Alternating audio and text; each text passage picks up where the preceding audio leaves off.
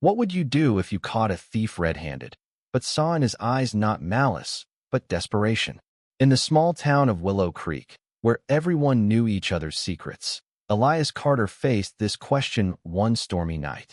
The baker, a man of flour-dusted hands and a heart softened by years of kneading dough, stood in his shop's doorway, staring at a scrawny teenager clutching a loaf of bread.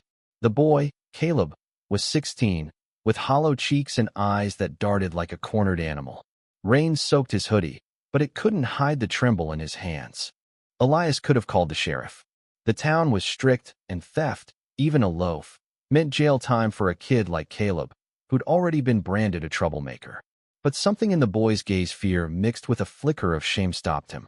Instead of dialing the law, Elias pulled Caleb inside, sat him by the oven's warmth, and handed him a mug of coffee.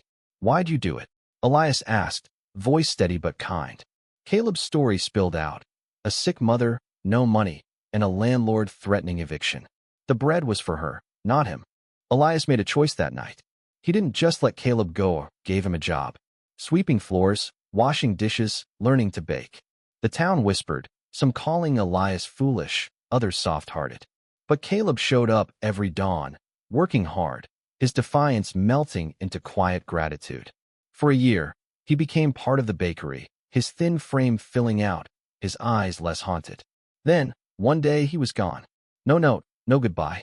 Elias never stopped wondering where he went. But life moved on, the oven still glowed, and Willow Creek forgot. 5 years later, a stranger walked into the bakery. The bell above the door chimed, and Elias looked up to see a young man, broad-shouldered, in a crisp suit, nothing like the ragged boy he'd known. But those eyes still sharp, still carrying a shadow, gave him away. It was Caleb. The town buzzed with his return, but no one was ready for the story he brought. Before Caleb could speak, a woman entered behind him, her face weathered but radiant. It was Mara, his mother, alive and healthy, her illness long in remission. She hugged Elias, tears in her eyes, and the bakery fell silent.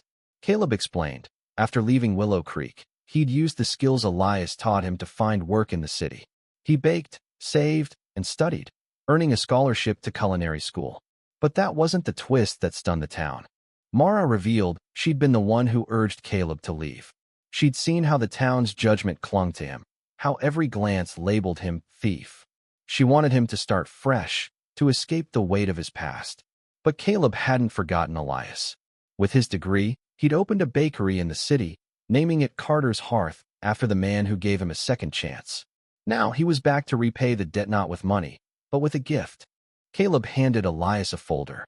Inside was a proposal, a partnership to expand Carter's Hearth into Willow Creek, with a community kitchen to teach kids like Caleb had been lost, desperate, but not hopeless. The town, once quick to judge, now listened in awe. Caleb's success wasn't just his own. It was a testament to Elias's faith, a ripple that turned a thief into a savior. As the sun set, the bakery glowed, filled with neighbors who'd once shunned Caleb. They ate his bread, laughed, and cried, seeing not just a boy redeemed, but a town transformed by one man's compassion. Elias, wiping flour from his hands, looked at Caleb and saw not the thief, but the man he'd always believed he could be.